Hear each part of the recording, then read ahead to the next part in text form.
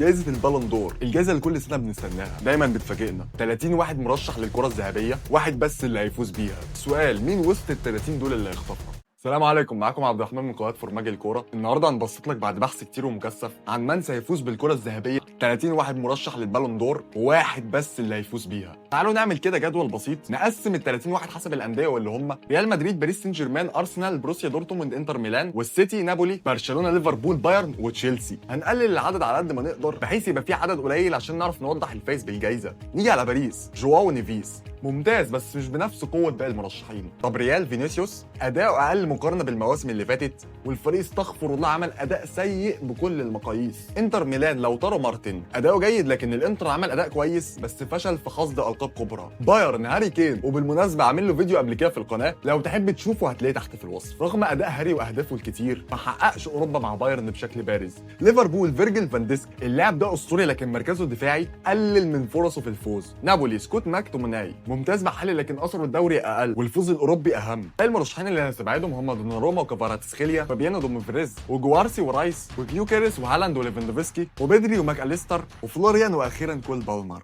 انا عارف انك مصدوم من اللي استبعدناهم، بس كل لاعب شلناه ليه منافس اقوى منه. كده اتبقى لينا اقوى وافضل 10 مرشحين للبالون دور، فانا رتبتهم من العاشر للاول بالارقام والاحصائيات. انت ما عملتش لايك؟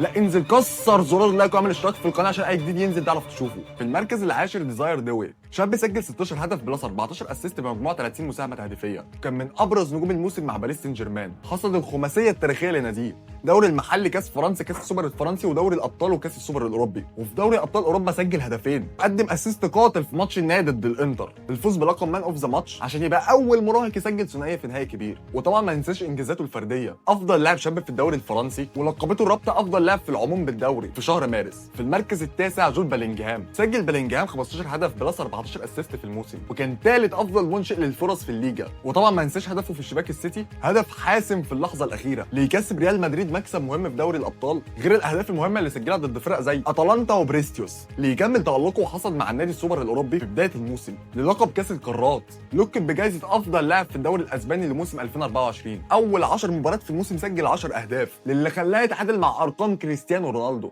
اللي حققها في الموسم الاول مع النادي 2009. في المركز الثامن نونو مانديز، كمان ظهر بقوه بشكل متكرر من ضمن افضل 10 حسب باور رانكينج بدون ارقام هجوميه كبيره، فاحنا جبناه كده وحطيناه عشان عاملين حسابنا للمفاجآت. ابرز الانجازات دوري الابطال، فاز بلقب الاغلى مع باريس للمره الاولى في تاريخ النادي، لقب الدوري الفرنسي للمره الرابعه على التوالي، وفاز بلقب كاس فرنسا وكاس السوبر الاوروبي، اللقب المحلي كاس السوبر الفرنسي. اكيد ما ننساش دوري الامم الاوروبي، ساهم بشكل كبير لتحقيق اللقب مع منتخب البرتغال ليكون افضل لاعب في البطوله بعد اداؤه الاسطوري في نص النهائي والنهائي. في المركز السابع اشرف حكيمي، مع انه ظهير اداء الهجومي كان مميز جدا وده رفعه قدام المرشحين. حقق حكيمي نفس اللي حققه زمايله دوي ومينديز، الخماسيه، دوري ابطال، دوري الفرنسي، كاس فرنسا، كاس السوبر الفرنسي، وكاس السوبر الاوروبي. كمان ما اكتفاش حكيمي بادائه الدفاعي، ده كان ليه بصمه هجوميه ذهبيه، شارك بحوالي 26 مساهمه هدفيه، اهداف وتمريرات خارقه في كل البطولات، وده ممتاز على مدافع. واللي بيميز حكيمي اداؤه الثابت، بيحافظ على مستواه الثابت والمميز طول الموسم، وده خلاه مرشح بقوه بجوائز فرديه كتيره اكبرهم البالون دور. بالمناسبه في حلقه في القناه اتكلمنا عليه وحكينا قصه حياته بالكامل من الصفر، لو حابب تشوفها هتلاقيها تحت في الوصف. في المركز السادس كيليان امبابي، رغم غياب الالقاب الكبرى سجل حوالي 47 هدف وتالق تهديفي، توج بالحذاء الذهبي بتشيتي والحذاء الذهبي الاوروبي لاول مره في مسيرته. اهدافه اللي سجلها في الموسم رقم قياسي كلاعب جديد في الريال، وتفوق على رقم كريستيانو رونالدو في موسمه الاول. امبابي في اول مباراه رسميه مع النادي فاز بكاس السوبر الاوروبي وسجل الهدف الاول في الدقيقه 68. سجل هاتريك مرتين خلال الموسم ضد بلد الوليد وبرشلونه، وكسر رقم دي ستيفانو كاكتر هداف في اول موسم ليه. امبابي حصد لقب افضل لاعب في ناديه الموسم ده،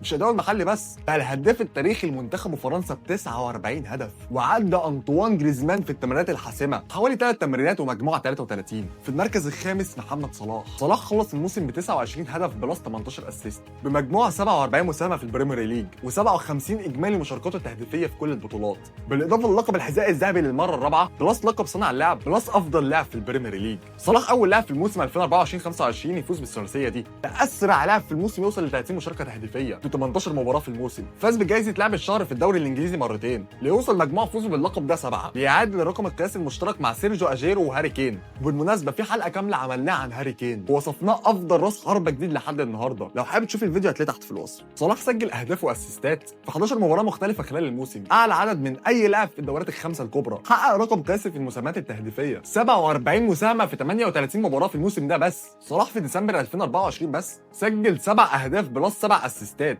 وده اعلى رقم سجل في شهر واحد في تاريخ الدوري الانجليزي. في المركز الرابع فيتينها، لاعب محوري وسط ملعب باريس، تقييماته عاليه في صفحه جيف مي سبورت، مع انه مش متوفر ارقام تفصيليه اتعلنت. ابرز انجازاته الخماسيه التاريخيه: دوري ابطال، دوري الفرنسي، كاس فرنسا، كاس السوبر الفرنسي، كاس السوبر الاوروبي. ما ننساش انه اتصعد مع باريس لنهائي كاس العالم للانديه لكن خسر على ايد تشيلسي. فاتينا ما اكتفاش بالانجازات دي وسجل 7 اهداف و3 اسيست، وكان اكتر لاعب يمرر الكره في دوري الابطال، وده بيدل على دوره الممتاز. المحوري في خط الوسط، الموضوع بقى صعب شويه بالذات الثلاثه الجايين اجمد من بعض، بس ده رأيي الشخصي. في المركز الثالث رافينها، لأنه سجل 34 هدف بلس 25 اسيست حسب تصنيفات باور رانكينج، بمجموع تهديفي ممتاز مع برشلونة. سجل رافينها 18 هدف وصنع 9 اسيست في 36 مباراة في الليجا، يعني 27 مساهمة تهديفية في الدوري بس. حصد لقب أفضل لاعب في اللا ليجا الموسم ده، مدفوع على نجوم زي ليفاندوفسكي ولامين يامال ومبابي. سجل هاتريك في بلد الوليد لبايرن ميونخ في دوري الأبطال، ولقب بمان اوف ذا ماتش. في نهائي السوبر الأسباني سجل هدفين وصنع واحد قدام ريال مدريد. رافينها هدف حاسم في دوري الأبطال دور ال 16 ضد بنفيكا، رغم اللعب ب 10 لاعبين بعد طرد كوبارسي، وترفعت مساهماته لمستوى الاساطير بجانب ميسي 19 مشاركه. رافينها بقى اعلى عدد اهداف 13 هدف، متعادل مع سيرو جراسي، وتصنف ب9 اسيست في دوري الابطال. واكيد مش هننسى الثلاثيه المحليه: دوري، كاس الملك، كاس السوبر. في المركز الثاني واللاعب المفضل عندي لامين يامال، سجل 9 اهداف بلس 15 اسيست في الليجا بس، باجمالي 45 مساهمه تهديفيه خلال الموسم. موهبه خارقه رغم سنه الصغير 18 سنه بس. يامال قاد برشلونه للفوز بالثلاثيه المحليه: دوري، كاس الملك، كاس السوبر، ليكمل انجازاته ويحصل على جائزه كوبا تروفي كافضل لاعب شاب في العالم 2024. ما اكتفاش باللقب ده، وفي اليورو 2024 بقى اصغر لاعب يسجل هدف في تاريخ البطوله بعد مساهماته الكبيره في فوز منتخبه اسبانيا بالبطوله، وحصل جائزه افضل لاعب شاب في البطوله. بالاضافه لامين بقى من افضل اللاعبين في اوروبا في المراوغات الناجحه باكتر من 200 مراوغه في الموسم. في المركز الاول عثمان ديمبلي، اسطوره باريس سان جيرمان، سجل 33 هدف و15 اسيست خلال 49 مباراه في الموسم بكل البطولات، وقاد باريس للخماسيه التاريخيه: دوري، كاس فرنسي، كاس السوبر الفرنسي، دوري الابطال، بالاضافه لكاس السوبر الاوروبي. ديمبلي ده يا اخواتي مش لاعب طبيعي، شارك في 29 مباراه وسجل 21 هدف وصنع 7 اسيست بمعدل واحد مساهمه لكل 90 دقيقه، واحد من اعلى المعدلات في الدوري الفرنسي. ديمبلي مش بس ارقامه قويه، بل بقى افضل لاعب في الدوري الفرنسي لافضل لاعب في دوري الابطال برصيد 8 اهداف بلس 6 اسيست، تاني اعلى رقم سجله لاعب فرنسي في البطوله بعد بنزيما 17. اما اعلى لاعب في المساهمات في العموم هو الاسطوره كريستيانو رونالدو ب 22 مساهمه، تحتيه على طول بفرق واحد اسطوره راس الحربه لبرشلونه ليفاندوفسكي ب 21 ايام ما كان بيلعب في بايرن ميونخ موسم 2019 2020. ديمبلي مع انه ما سجلش هدف في النهائي لكن صنع هدفين، وصنف كاول لاعب بعد مارسيليو 2018 يقدم مساهمتين اسيست في نهائي. بعد النهائي استحق فرص الفوز بالكره الذهبيه واتنقل من مرشح عادي للمرشح الاكثر حظ. بس ده رايي الشخصي، لو شايف ان في لاعب مظلوم او ليك راي تاني قوله لي تحت في الكومنتات. انت ما عملتش لايك؟ لا انت هتعمل، يعني هتعمل لايك ببلاش، يعني تدعمني وتساعدني استمر، وبشكركم جدا لو انت كملت لحد هنا. ما تنساش بقى تعمل اشتراك في القناه عشان اي جديد ينزل تعرف تشوفه. وكان معاكم عبد الرحمن من قناه فرماجي الكوره، واراكم الفيديو القادم. سلام.